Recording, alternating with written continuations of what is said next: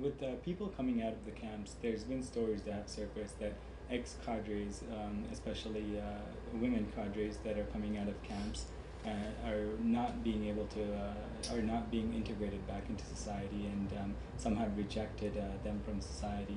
Do you have any insight into that? This rehabilitation process of the ex-cadres is two-faced. One is the work that they have been doing with them in the rehabilitation camps.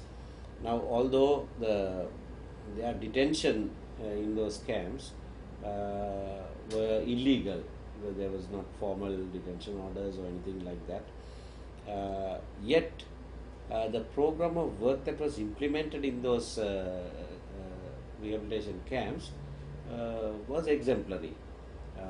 So I have spoken about that in Parliament, commended the Commissioner General of Rehabilitation for the work he has been doing, without taking anything away from the fact that that was illegal detention. Nevertheless, the components of the rehabilitation program were very good. But then, beyond that, when they are supposedly reintegrated into society, we have also heard of lots of mishaps, so to say, in problems arising due to previous tensions surfacing and so on. But a lot of these people who have been released from the rehabilitation camps and been sent back to their villages want to get out of the country. So their stay, they think, is very temporary, because they don't want to stay there and later be picked up again. There are instances where a number of them have been re-arrested. So that's a concern that needs to be looked at fairly carefully.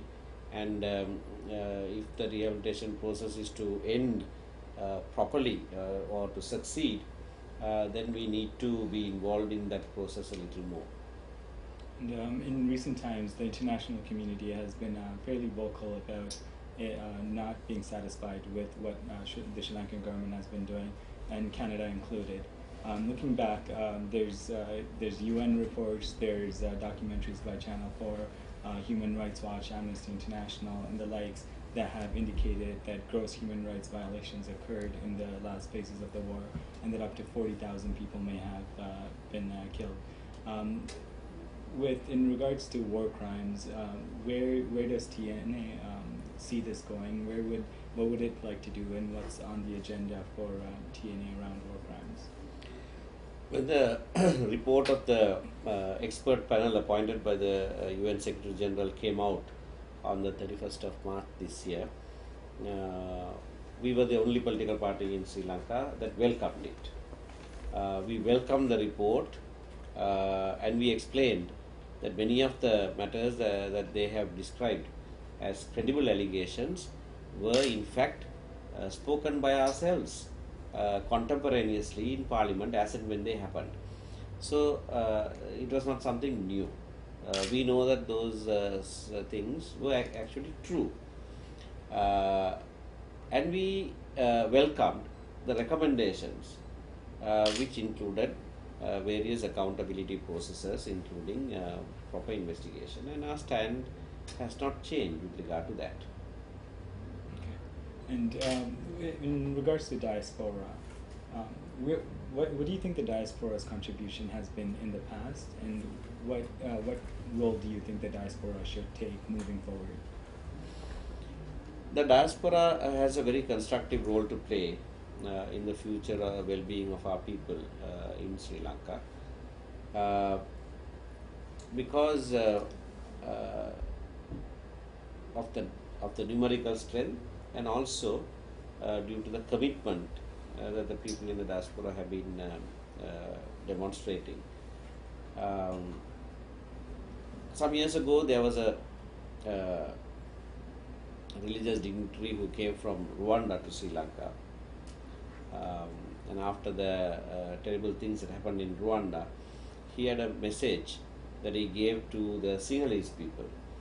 And he said, well, if you want to live peacefully in your own country, you better treat your brothers, the Tamils, as equals. Because if you don't do that, their brothers who have gone abroad will make sure that you never live in peace here. So I thought that was very good advice that was given. And with the diaspora, especially the second generation, does TNA see any plans, or does TNA have any plans to get the second generation of Tamils more engaged or keeping them engaged for years to come? The TNA has a vision to engage our youth in Sri Lanka and harness their energies, mobilize them into a very responsible, into a non-violent movement to win back the rights of the Tamil people there. Now, in that effort, we do look towards the diaspora second generation also to contribute what they can, particularly in the areas of various expertise that they have. And if the second generation Tamil diaspora, many people can come and live in Sri Lanka for certain periods of time even, we can organize certain programs through which they can empower the youth in Sri Lanka so that we become a vibrant, responsible and a force to reckon with in terms of our people's political rights. Okay. And some people are scared about that, right? So there are a lot of people, young and older, that are scared to come back to Sri Lanka because they've been vocal in speaking against the Sri Lankan government. Do you think there is validity in being fearful in returning to Sri Lanka? Yes, there may be justifiable fears there. Each one must decide that for himself or herself, because they must decide that in the background of their previous involvement here in these matters. But if all were to actually be scared and not be ready to do this, then we will fail. So that is again a test of their own commitment. Of course, they need not be foolish; they must act wisely, and it may be very different to each person. Okay, and when it especially in recent time, there's been more organizations among the youth where they've been encouraging dialogue between Sinhalese people and Tamil people. So there's been organizations here that have brought together young Sinhalese and young Tamils and have created dialogue.